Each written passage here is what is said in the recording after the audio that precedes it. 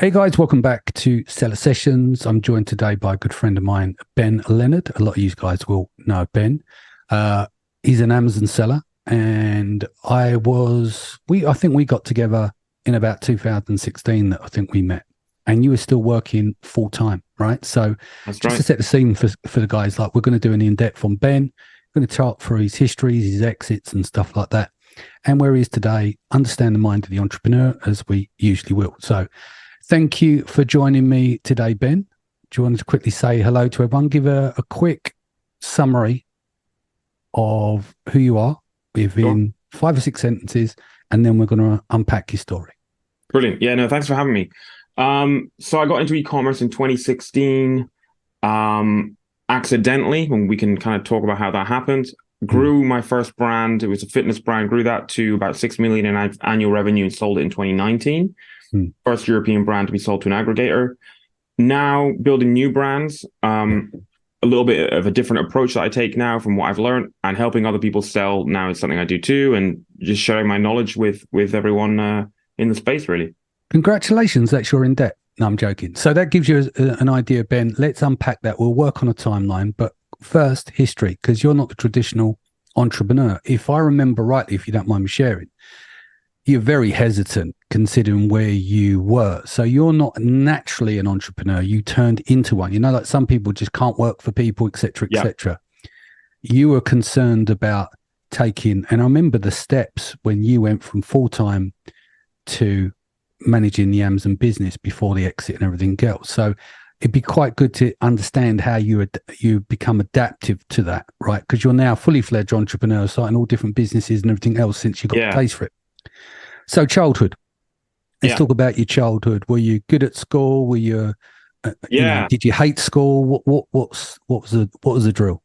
So I grew up in a small town in Aberdeenshire, and Aberdeen is the oil city of the UK. It's like Houston's answer.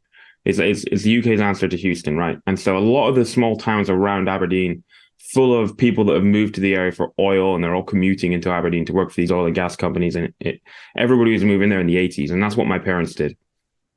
And so I grew up in this small town, nice school, generally enjoyed primary school. Secondary school was all right, but I didn't enjoy it. The first sort of 4 years, didn't have a good time. I was low in confidence, low self-esteem. I was like the nerdy asthmatic kid. And after, I think when you're 16 and you can leave school, the people that left, and that's when I sort of started to flourish and come into my own and grew in confidence. Yeah. But yeah, I So had a good upbringing, and I'm really grateful for that. I guess I always thought I'd follow the sort of stereotypical path, work hard at school, go to university, get a job, and then I sort of did, but then something happened that made me change we'll get change where into I was that. going. Yeah. Yeah. So, um, who was the biggest inspiration as a kid? Is you both parents, or was there one that was more entrepreneurial, or So my parents were, it's funny you should say that, right? They weren't entrepreneurs, but their parents were entrepreneurs. So my grandparents on both sides. It mm, must have skipped a generation. My dad's dad owned multiple businesses. He owned a removals business. He owned a garage. Like as in a mechanic garage. It wasn't not a garage where you go and get petrol. so he's a manual labor guy? Yeah, yeah, yeah, Mm, totally. And my mum's parents, they started a sports shop. They sold sports equipment, and I ended up doing that later on online, right? mm, And they had a toy shop. mm, Proper bricks and mortar little toy shop. And then it skipped a generation. So my yeah. parents both, they worked for the man, I guess. They were geologists, and that's how they ended up in oil. And my mum then had a career change and ended up as a classroom assistant in a primary school. Mm, But they were, they kind of taught me the importance of working hard. They've always, been there for me. They always were going to support me no matter what I did. I remember when I was trying to decide what I wanted to do, and I wasn't even sure if I wanted to go to university. They said, you don't have to go to university. mm. And boy, were they right. Because now what I do is nothing related to what I did at university. I'm still glad I went. It was still a good experience. but yeah, they were a great, they've always been a great support, and they've always supported me, especially when I started my business. Yeah. So obviously you have a sports brand that was sold. Can we say the company? Or Yeah, is we that can. still? Yes, public Yeah. So knowledge. sold to Thrasio. Yeah. So you mentioned that you, in your own words, not mine, that you felt nerdy asthmatic kid. Yeah. So was it you were just more academic? You didn't come out your shell, but Yeah. we're talking about the sports shop and everything else. So what got you interested pre BeastGear? I can say the brand. Yeah. Yep. Oh, okay. So at least I haven't got to edit. And so what got you into the sports side? What was that set the path for that? Yeah. When I was at school, high school, I had no interest in well, I had interest in sport in the sense that I like to watch sport, but I wasn't sporty. And I think it's because I let my asthma hold me back. I used it as an excuse. And because I had the self-esteem issues, it doesn't do your confidence any good when you're last to be picked for football, right? But then when I went to university, I came out of my shell and I was able to choose what I wanted to do. And I found boxing.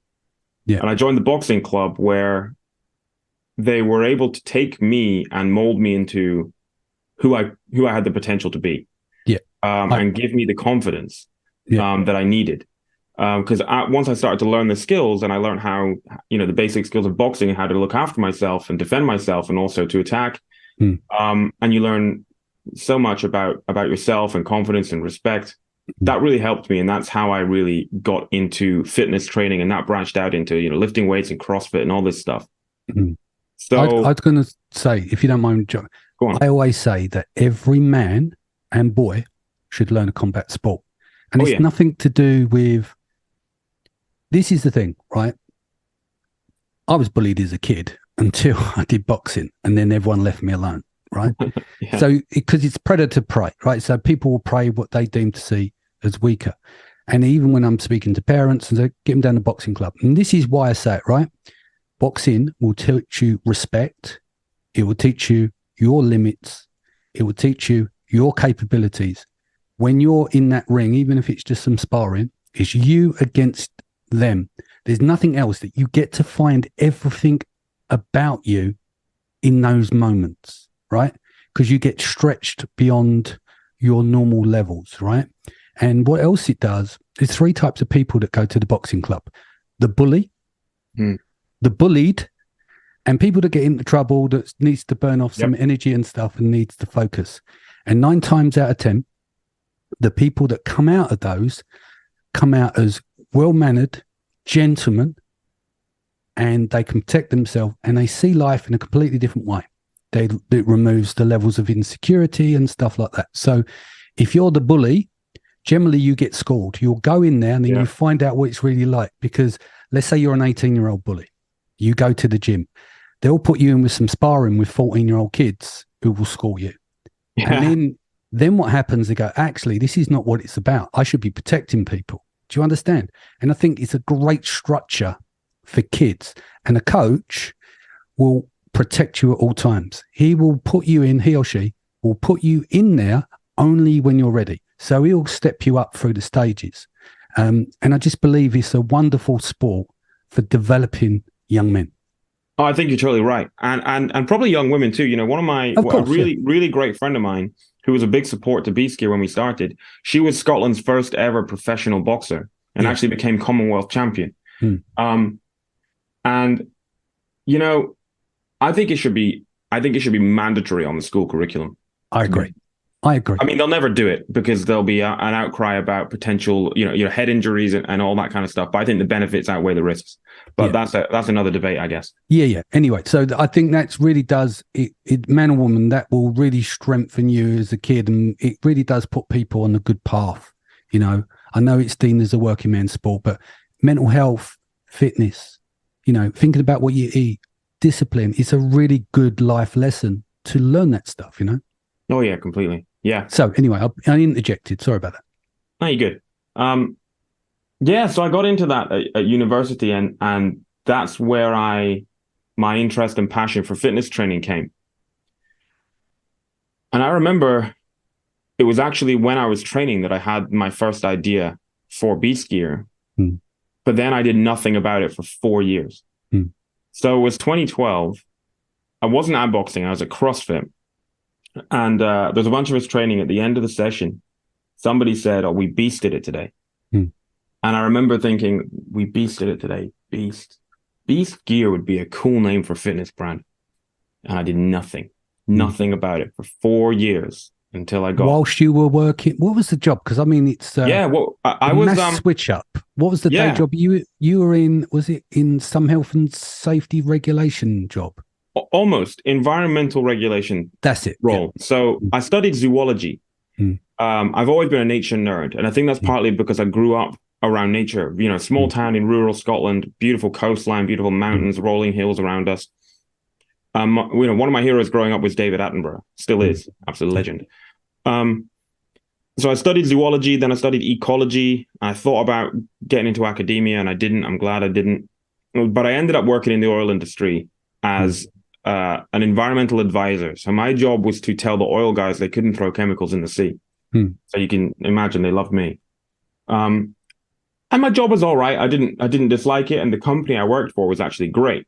Some of the companies that I had to deal with were way less great, and some of the people I had to deal with were less great. A lot of knuckle draggers in that industry.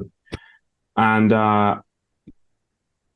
so getting out of that was still the right thing for me, as much as I didn't hate my job. When I discovered that entrepreneurial spark that had been hiding in my genes somewhere, passed down by my grandparents, I'm so glad I did. But yeah, so I was still working when I had that idea, but I did nothing about it for 4 years because I needed a boot up the arse to do it. And it wasn't until it was 2016, I got really unwell with a heart problem. It was the third time that I'd had it. And it's relatively common. It's called pericarditis. Men in their 20s and 30s, mostly they get it. And it's brought on by, it can be viral or stress related. And usually you have it and it goes away. And they treat it with anti-inflammatories and a few other bits and bobs. But by the third time I got it, they said, we really need to take this seriously because it can become a chronic life-changing condition. So they threw all the drugs at me, including drugs like off license that weren't actually licensed for pericarditis, but basically the doctors knew would like do the job. Signed off work for a few months and told, you know, no boxing, no CrossFit, no chucking weights around and running around like a maniac while you're getting better. And that all tipped me into a pretty dark mental health place. So at that time, when I first dreamt up, or when I first decided to do something about the idea that I'd had 4 years before, I was seeing an NHS mental health nurse, a mindfulness practitioner, and a hypnotherapist. Do you think that was because you said you had a good upbringing? Most trauma comes from your childhood, right?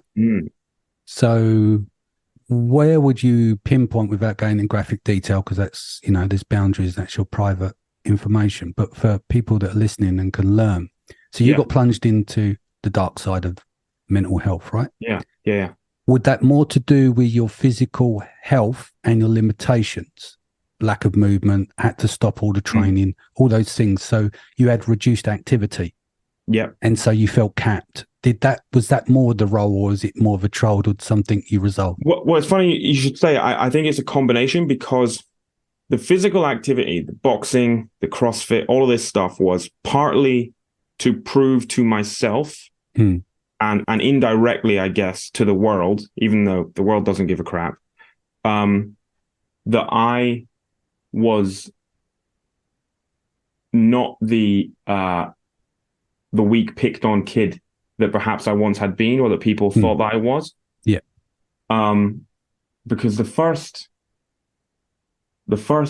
4 years of high school sucked. And so I probably had a lot of stuff deep down, and then I had this girlfriend that broke up with me early in university. I was probably never really dealt with that. So I think a lot of my training was me sort of like, that was my outlet, that was my stress relief, but it was also how I was proving to the world, I guess, that I don't know, that I wasn't who it thought I was.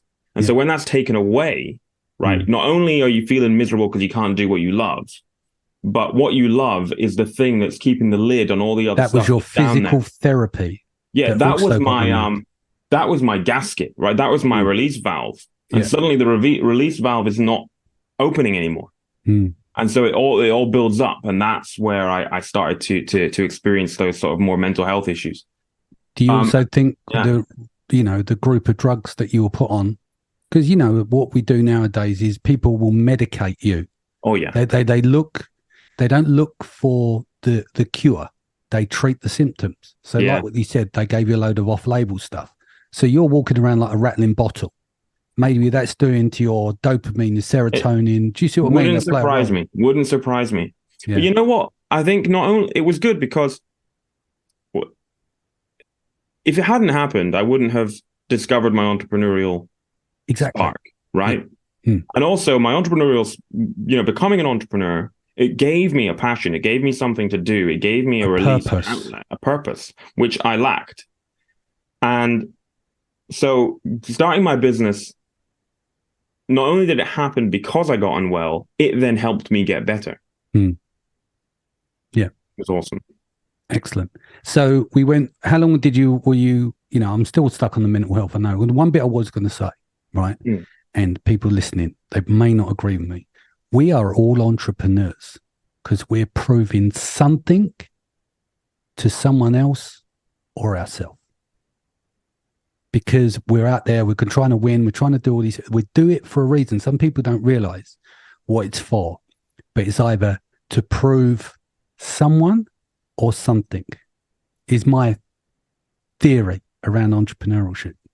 If you look at a lot of entrepreneurs, right, they don't fit the bucket all the time of the traditional working people, right? There's something about them. I know for a fact I am completely unemployable. I'm an entrepreneur also through necessity. Yeah. Because there was a period in my life I was completely unemployable after a series of failures. And I had 30 days to pay the bill. I didn't have a choice. Do you understand? And I know that sounds a bit drastic, but I think every entrepreneur has a reason, whether they know it or not, they need to prove to themselves or to something. Yeah, I think you're right. I think that is why so many of us do become entrepreneurs. And if we don't become entrepreneurs, I think that we're going to be in trouble because we need the entrepreneurship to in some way stimulation. Yeah, that's part of it. I think so.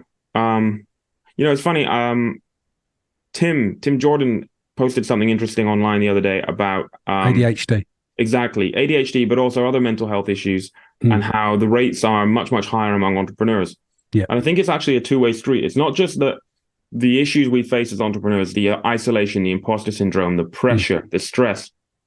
Yeah, that's going to mean that mental health issues are more prevalent among us. But it's a two-way street.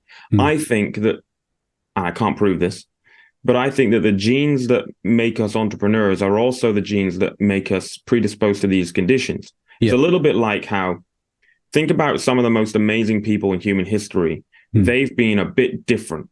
They've probably been somewhere on the spectrum. Yeah. Some of them have been all out pretty nuts. And it's the same genes that make us entrepreneurs that also predispose us to these conditions, I think. So I don't think it's just the stress of entrepreneurship has caused them to get ill. I think it's like the two things are linked probably genetically.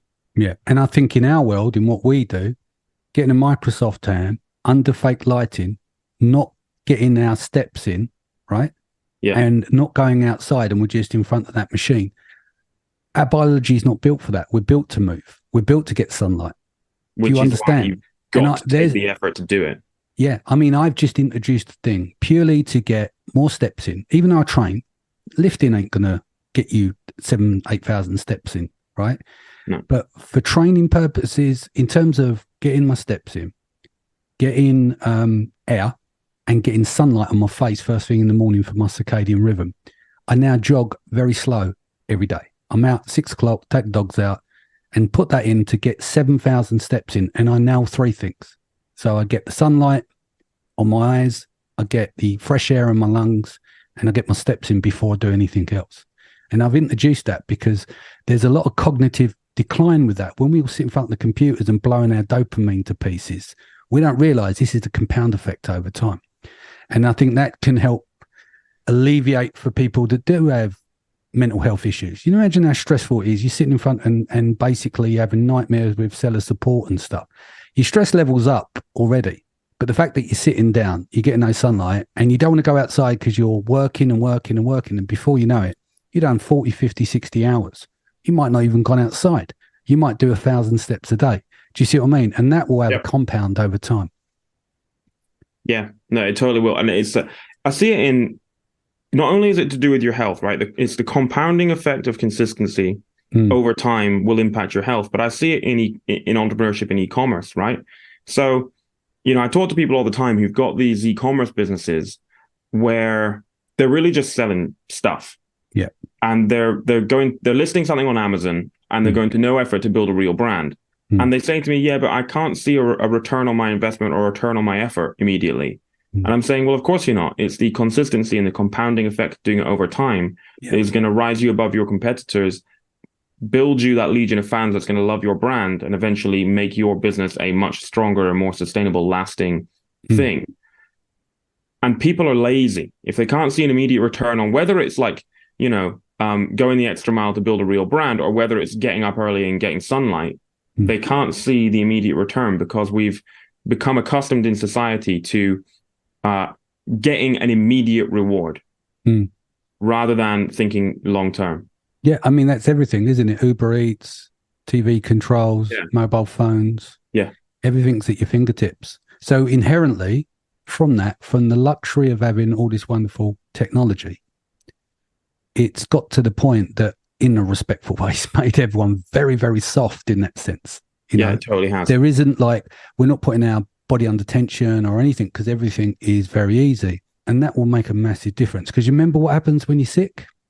Take time out. Sit down, don't do anything, lay around, be kind to yourself. And then what happens is you get none of the things that you need to do. Do you know what I mean? It has the opposite effect from doing it. It's if you actually took more time to look after yourself every day, rather than when your bucket has overspilled and you really are forced to take time out, then actually the return on investment would be significant, whether it's for your health or your business or whatever it might be. And that's something that I've learned over the years. It's something I'm learning every day, and I'm way far from perfect. I know that I still need to improve that kind of aspect in my life. But it's self-awareness that's important, rather than burying your head in the sand and saying, objective reality. I'm perfect. Yeah. Yeah. So getting back to the story, I know we're jumping around and this is meant to be about you, and we kind of turned it into a mental health show, but I'm building up to this because it's very important that the purpose, it's like if you have a purpose behind something, if you're really into what you're doing, you would excel at it, because getting up in the morning is less tough when you enjoy it versus when you fucking hate it. True? Yeah. So you've done a sports brand. You think about the situation with your mental health. Yeah. And what you're doing, that you had a purpose, right? The sports brand was the purpose. What was the other things that led to it? We know why you chose boxing. Do you see how all these elements come together? So the success parts come together as well. You took boxing you enjoyed. You took sports that you enjoyed. Yeah. And then once you put all of your characteristics behind it, you're building that brand because you become part of the brand as well. You've got videos that done 1 million views for rapping hand wraps and 5 million. There you go. 5 million views. Do you know what I mean? No one knew this young guy from Scotland's got a video with 5 million views rapping, hand wrapping. Teaching amateurs, professionals, and hobbyists. Yeah, I mean, so look, here's what happened, right? I got ill. I needed something to do. My girlfriend, who's now my wife, Katie, she was studying, and was super busy. And I said, look, I had this idea. Look at this equipment I've got. It's not actually that good. I could probably do a better job. I've been doing some research into find manufacturers. What if I, had a go at making my own and try and sell it into gyms? She said, well, yeah, it'll give you something to do. Sounds like a cool project, something you can get your teeth into, go for it. So I started developing these products. First one was a jump rope, skipping rope, jump rope for Americans. What a few of them. And it was only while I was developing that product that I realized selling into gyms isn't actually that good of an idea. What would be much better is to sell it online. And I found out about this thing called Shopify that meant that idiots like me could have a website. And I found out that when you buy something on Amazon, you're not buying it off Jeff. Or you might be buying off Jeff, but more often than not, you're buying. But only 43% of the time, or whatever it is. More often than not, you're buying it from someone else just like me. And that I could do that too, and that would be a much easier way to reach customers. So from the get-go, like when I had the idea for the brand, I didn't know selling on Amazon was a thing. So many people get into e-commerce because they're like, I want to get into e-commerce because I want to make some extra money on the side, or I want to get out of my job, or it's a get-rich-quick scheme or whatever. But I was the opposite. I'm going to try building this brand as a bit of a hobby. It might earn me some extra pocket money. And then I found a way to reach customers, which was Amazon. And I think that's why I was very quickly able to beat my competition, especially in the early days of Amazon, when it was so easy to just sell rubbish or sell stuff. Whereas now everybody's trying to build a brand because they know they have to. Thrasio might be listening. You're talking about selling rubbish. No, I wasn't selling rubbish. No, joking. Right? Yeah. Everyone else was. So even though it was easy to make money selling rubbish, because I went for a brand first approach from the start, that's why I was able to grow it so big so fast, even on a small market like the UK. Yeah. Whereas now everyone, or most people, hopefully, are trying to build a brand because they know that's long term, that's the way to win. Because people like me have been banging on about it for long enough now that they're starting to get through. They're still not quite doing it right, but they're getting there. But back then, if you were a pioneer actually building a brand rather than just selling stuff, you were going to win. Yeah. So let's talk about the first couple of products. Yeah. The duds, the good, the bad, the ugly. Well, we kicked off with the ropes, was that right? Because I mean, we did. Most of the products were under back then, $14.99, $9.99 to $14.99. So it's gonna be tough. You needed velocity to get some margin.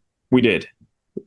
Let me tell you what happened with the first product. The first product was a jump rope called the Beast rope, and I ended up developing 4 different ropes by the time I'd sold the brand, all like the Beast. It's the Beast rope Pro, Beast rope Elite, Beast rope Fire, and there were more in the pipeline. And as I grew the business, I started to develop more interesting products, some with my own patents, much more expensive products. It made sense for me to start with the jump rope because that was the product that I was not happy with, that I was training with. Like the one I was using wasn't good enough. And I thought, well, I could work with some manufacturers to improve this. And I know it's not going to cost that much to make, a few bucks, probably in China. And I remember the first order I placed for that. So I ordered samples from a whole bunch of different manufacturers. And remember at this point, I still thought I was going to sell into gyms. I worked with boxers that I knew from the local boxing club, mix of professionals and good amateurs, to refine this product. I'm taking bits from here and bits from there and saying to the manufacturer, can we make this bearing longer and that kind of thing. And I placed my first order for 500 units. And then I started it was, around about that time that I was starting to get into listening to all the podcasts. And I was listening to The Amazing Seller, Scott Volker. That's OG. Where we all started. Yeah. Love the guy, right? Yeah. And I've been listening to him and listening to people's questions and listening to the news that there are these cool new tools that you could use to find out about what the sales velocity is of products and whatnot on Amazon. And my products are already on a boat coming over from China. And I started to dive into this and I started to panic because you mentioned the word dud there. And that's exactly what I was thinking. Oh no, picked a dud. I've done the wrong thing. And at the time, you could go on Scott Volker's website and leave a voice message, and he would play that on the podcast. Yeah.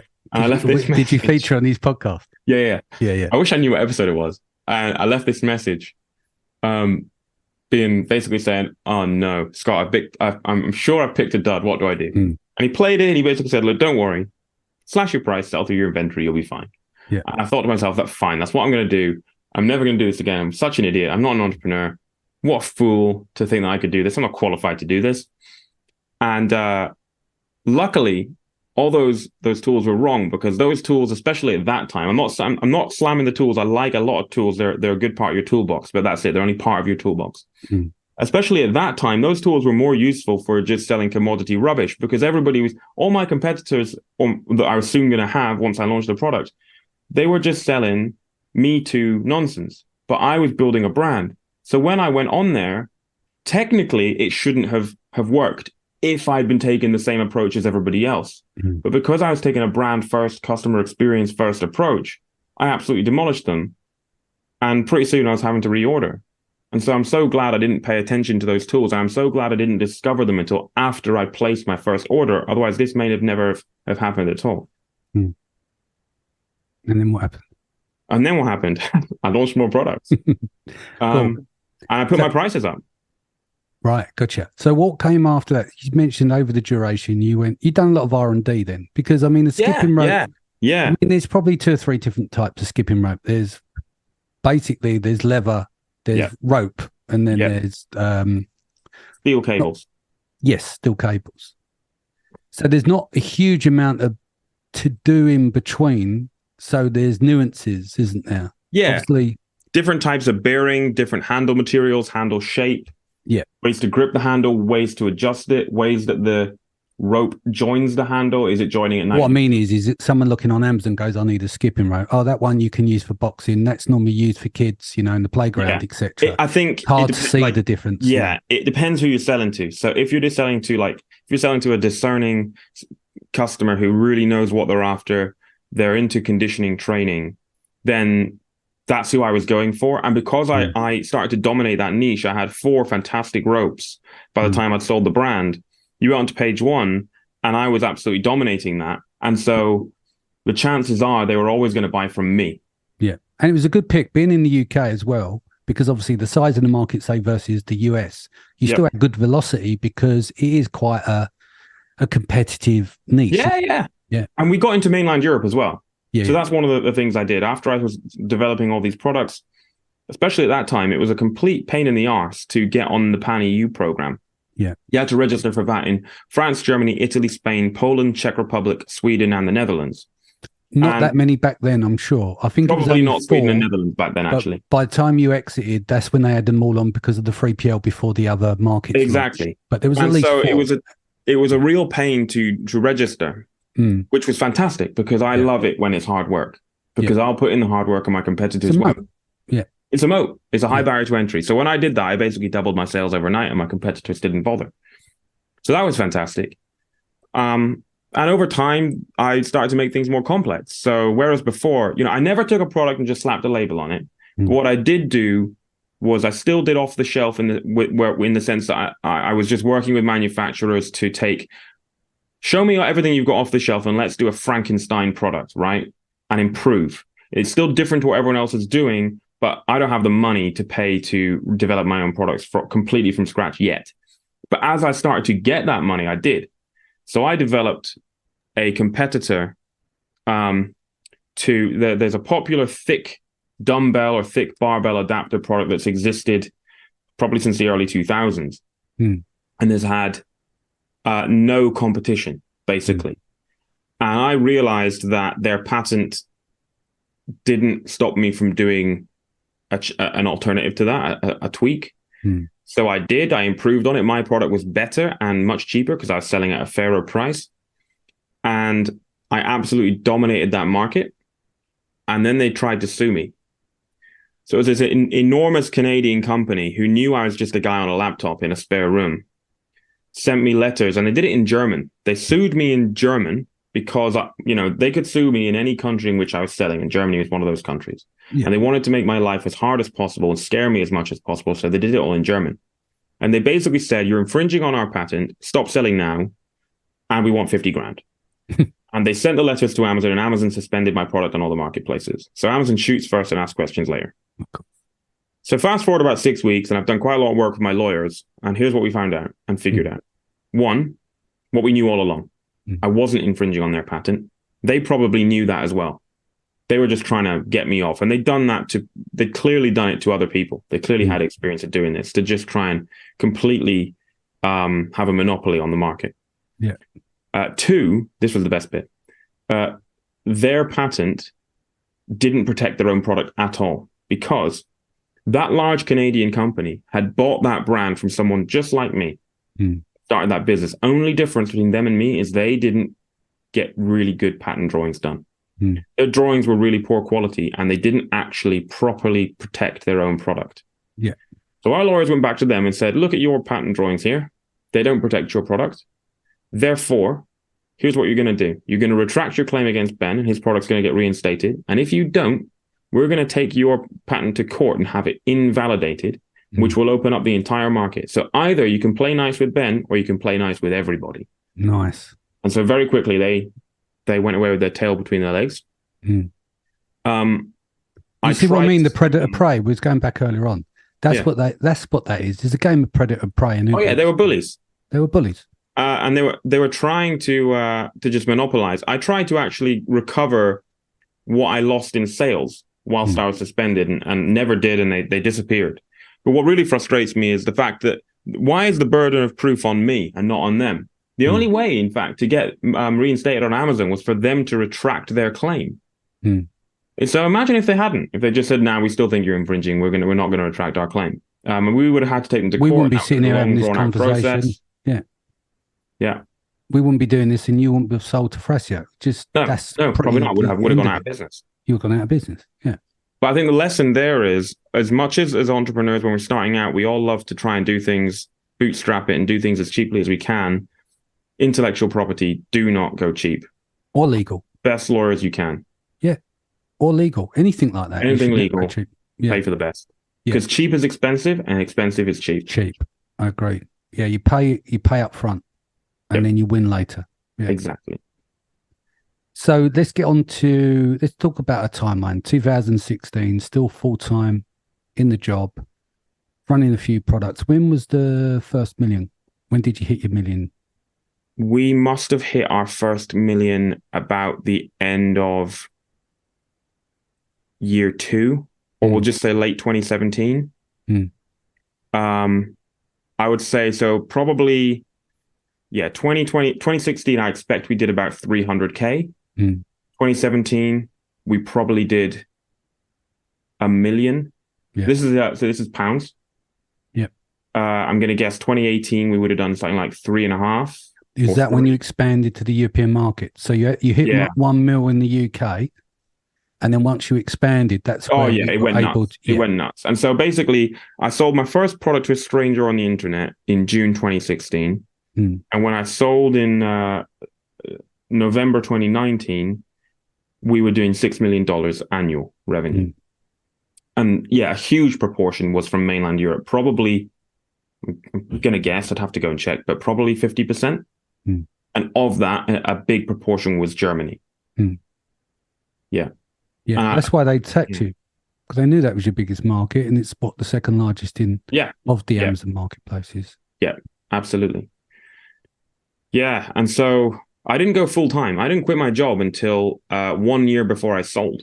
Yeah, I remember we had loads of discussions. Yeah, should I do it? Should I not? I should have quit earlier, actually, but I was relatively, as an entrepreneur, I do take risks. I take way more risks now. Now you do, yeah. Because I've learned. But I'm still not reckless. I think taking reckless risks has become sort of sexy in entrepreneurship among sort of entrepreneurial influencers, I think. But that's easy for them to say because their risks have paid off, right? Yeah. And they're okay now. Yeah. But when you're starting out, risk taking is fine, provided it's not calculated. It's got to be calculated. Yeah, exactly. Anyone who's reckless is reckless. They're a liability. Yeah. Doesn't matter business or not, right? Yep. So, it might sound, it's a great story. Maybe they were reckless, learned from it, but they won't be reckless again. Hopefully. You don't have to feel that pain once. I've been there. Ain't happening again. Do you see what I mean? When that really digs, you never repeat that same thing. And I think we all learn through pain, don't we? So, no, being reckless is just what it is. It's reckless. Yeah. So, although I think sometimes at the time you don't realize you're being reckless. You're just doing what you think is right because you are, especially when you're starting out and you're a beginner entrepreneur or beginner business person, you don't quite realize that you're making a reckless mistake. Let me give you an example. I made a big mistake with trademarks when I started out. I thought I was being really smart. I was making the mistake of reading what people were saying in the forums and the Facebook groups. And it was the case was you can go and register your own trademark yourself for a few $100. And I thought I was really smart when I did this. And when I got my trademark certification through, I was really smug. Look, I've saved loads, didn't have to pay a lawyer, just did this. And then not that long after, maybe 9 months later, local intellectual property law firm was giving free advice at my local library. I went along and they said, "Oh, have you got trademarks?" I said, "Yeah." And they said, "Well, what are they?" And they looked them up and they said, "These are rubbish." I said, "Why? They're registered. I'm protected." They said, "No, you're not." Like you've registered these in like one class, and within that class, the depth of what you've registered is really, really small. So somebody else could come in, register BeastGear right now, sell something pretty similar to what you're doing, or something that you might want to do in the future that your customers might demand from you, and you're not protected. I hadn't realized this because obviously I'm not a trademark lawyer, and they went and did it again for me, and I had to pay for that. But thank goodness I did, because otherwise the intellectual property, the position of the business would have been much weaker, and therefore the business would have been worth way less when it came to sell it. Absolutely. But I was being reckless, and I didn't realize it at the time because I was ignorant. So that's but that wasn't fatal. What is there anything that was near fatal that you did, which was reckless until you realized after? It wasn't near fatal, but it nearly cost me $500,000. That's quite a chunk. Yeah. So it was this. When I sold the business, I didn't do my proper due diligence on the broker I worked with. And when they had made a series of mistakes, which I'd picked up on, but then the big one came when they'd taken the business. We had gone right through their valuation process, right through quality assurance. It was all signed off. They were ready to go. And I knew the numbers didn't make sense, because one thing I had been doing really well is I had been having monthly meetings with my accountant, who's now one of my business partners, Alison. Yeah. And I knew generally my numbers. And I knew that the valuation they placed on this was way too small. It didn't make sense. We dug into it, and Alison dug into it, and we realized the mistake that they'd made, which they shouldn't have made if they were a professional outfit. And it would have undervalued the business in the region of $500,000 because of this frankly rookie mistake that no one, even the senior people who signed off on it, had made. And the mistake I made then, and in my defense, right, 2019, there weren't that many options. And a friend of mine had sold 2 businesses through them. But in hindsight, the businesses he sold were much smaller. And I made the mistake of using one of these relatively generic websites to sell your business, which is the equivalent of saying, my business is a commodity. It means nothing to me. It's a garlic press, which I didn't think about at the time, because I thought that was really my only choice. And I was wrong. And I should have treated my business with more respect and taken it through a more mature mergers and acquisitions process. I got off with it because I had a fantastic accountant and we sorted it out. But that was near fatal. Yeah. Interesting. So let's talk about you had about, was it 23 to 30% of your sales were Shopify, right? Which is quite proportionate. It wasn't as much as that. It was probably like 10%. But here's why. Higher. But here's it could have been higher, and here's why. Go on. Shopify, so my own website, my D2C website, was only selling to the UK customers. Right. So actually, the fact that it was 10% of all sales was still pretty high. Yeah. And if I had a plan, had I not sold, I was in the process of preparing to sort out my website so that I could sell to customers across Europe. Yeah. And that would have been a complete, even bigger game changer. And the reason the proportion of my customers there was so high was I was acquiring customers cheaply on Amazon, giving them a phenomenal experience, some of which I spoke about at Seller Sessions Live the other week. And then they were coming back to my brand. Some of them were going to back on Amazon. That's fine by me, no problem. But some of them wanted to buy directly from me on my website. And that was great. Much bigger margin.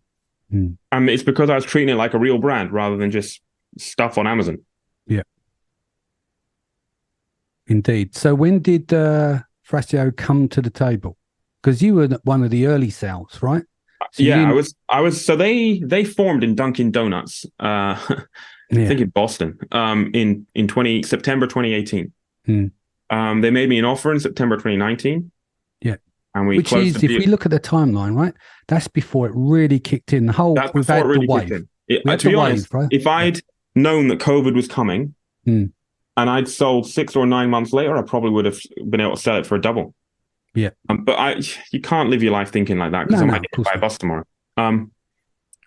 So yeah, September 2019, offer, deal done, Halloween 2019. And here's the interesting thing. The deal had to be done by midnight that day. Otherwise, the modeling, the forecasting and modeling that they put together for their investors and their acquisitions committee would have been out of date. Mm. If it hadn't been done, potentially they would have just moved on and not bought my business, or perhaps we would have had to do a whole bunch of number crunching again. And the deal got done at 4 minutes to midnight. We had lawyers from the US, UK, me, them, accountants, all on the phone, just trying to explain some differences between UK tax law and American tax law. Everything was fine. We were just trying to get everyone to understand and be on the same page. And so the deal was done right before the deadline. And I think that's pretty common. When there is a deadline, it's a bit like when you're a kid and you've got a deadline for your homework. When there's a deadline, you don't do it until right at the last minute. And the deal didn't get done until 4 minutes before the deadline. All right. So let's talk about that. When you see the money hit the account, and how was your feeling on the lead up? Was that one of the most stressful times of your life because it was riding on? It was. It's not just about getting the deal done and the stress of getting the negotiation and it signed. It was the fact that you were against the clock to the point of you had 3-4 minutes to spare. Really stressful. And I actually, because the process had taken longer than we wanted, again, thanks to the broker, things kind of coincided with stuff that it shouldn't have done. So we had this family trip planned where Katie, and our daughter Isabel, who was a baby at the time, went interrailing around Italy. So we're like pounding the streets of Venice by day, and at night we're in like a little budget hotel, and I'm on calls, due diligence calls with different people from different departments of the buyer. But yeah, the deal was done finally when I got home from that trip. It was incredibly stressful. You think running your business is hard. Trying to juggle, keep running it, keep it growing, make sure that everything is neat and tidy, T's are crossed, I's are dotted, and that the story you're telling to the buyer is compelling enough, that there's nothing that they're going to find in due diligence that they don't like, that you are doing everything that you are legally obliged to do, so nothing's going to come back and bite you. It's hard work, but it was worth it in the end. And yeah, it was a weird feeling when it was all done. So what was the celebration after? Do you know what? Before you answer that, I'm going to tell you a funny story. When we've done our life after exits, most people like just relief. What did you do? Nothing. Bottle wine indoors, or just very nothing drastic. It was like it's relief, or it got the delayed gratification because there was still the after effects to deal with. You're totally right. The next day, we went for a walk, and we went to a cheap burger joint that we go to normally anyway, and that was it. That was it. And you know what? I mean, and nothing changed. I was happy. I was relieved. I was glad that I'd given my family this security and safety net. The potential for things that we could now do in the future had changed significantly, but there was no significant change in who we were or what we did. And there was no crazy blowout celebration, big trip, anything like that. Yeah. Do you think it has impact on let's say your drive's at 100%, but when you got the money in the bank like that substantial amount of money, do you think like 5-10% gets shaved off because of the safety's done? It's a difficult one to answer. And here's why I think that. Because when you have a bit of pressure on you, like before you've exited, say, and you don't have that safety net, that pressure can cause good stress and bad stress. And the good decision stress, making or bad decision making as well. Yeah. Desperate. There's that, but also just having that little bit of pressure on you can drive you forward. Make sure you keep getting after it. So it seems logical, doesn't it, that once you've sold and you've got that safety net, if you don't have that pressure, you're going to take your foot off the gas and you're going to shave off that 5 or 10%. But I think there's an element of truth in that. But there's another way to think of it as well, which is this. When you are free from pressure, suddenly you're more open to trying new things, taking new risks, new ways of thinking, getting into opportunities with a higher barrier to entry and therefore have a higher potential rate of return. And it's like when a top athlete, let's say it doesn't matter what sport, could be soccer, American football, anything. When they're playing really well and they're free from pressure, they can't stop playing well. They can't stop scoring. When they go on a bad run and they got lots of pressure, it gets worse and worse and worse. Confidence goes down. So it's kind of like when you're on that good run and you're free from pressure. So there's two ways to think about it. So that's a very sit on the fence answer. Yeah. No. But it's got, the thing is, there's contrast in there to add that discussion. Like, you know, some people just innately have it in them, because sometimes the after effect like that, you sell and you become lost, right? So that's not pushing it. It's like, well, what do I do next? Do I start another brand? Do I look at something else? Do I want to go back into all of that again? So sometimes it really is, what can I get my teeth into and give myself some purpose in order to thrive like I did with the previous brand? Does that make sense as well? Makes total sense, yeah. So let's talk the investments. Did you do some investments and stuff? Did you buy properties? Yep. Let's talk those. Yeah, so when I sold, the first thing I did was meet with an independent financial advisor. Yeah. And I think anyone should do that, even if they haven't sold a business and they're just trying to figure out what on earth they should do. You know, my philosophy in everything these days, whether it's business or life, is work with experts. Like I said before, cheap is expensive, expensive is cheap. I had no interest in learning about investment to the point that I became an investment expert. I think what you need to do in life is learn about something to the point that you understand it enough that you can give it to somebody else and you know that they're doing a good enough job. Yeah. Kind of like when I say to people, you need to learn PPC so that when you give that to an agency, you can understand. Pull your pants down. Yeah. Exactly. So I learned enough. I'd already been learning enough anyway, just from reading books, that when I then worked with my financial advisor, I understood what was going on. The bulk of the exit money went into a low, medium risk stocks and shares portfolio. The rest went into a series of savings accounts. So in the UK, your savings in bank accounts are secure up to 85k. So if you have 85 or less £1,000 in a bank account and that bank goes bust, you're safe. The government will give you your money back. So rather than having lots of it in one savings account, you have little chunks of 85 in lots of different accounts. And there are platforms in the UK that you can get into where it's really easy to manage it and just have these in these different accounts and juggle it around and have these different try and find the best interest rates. So I went into a mixture of stocks and shares portfolio and these reasonably high interest rate accounts. And that was it. We are building a house at the minute, or renovating an old farmhouse. And other than that, life hasn't changed that much. I've invested a significant amount of money in a new brand, two new brands. One's a sports brand that exists now, and one is a parent and baby brand that I'm developing with our mutual friend Mark, which will be launching later this year. And that's what I was saying before, is once you've got that first exit, you can enter markets that you couldn't have entered before. So that was cool. That is cool. But nothing else has changed. I don't have any fancy watches or anything like that. I bought a car, but nothing else has changed. Excellent. So let's start to land the podcast now. We're coming up to the hour mark. So I normally ask these questions at the end. What was your darkest hour just before dawn? I can tell you what it was.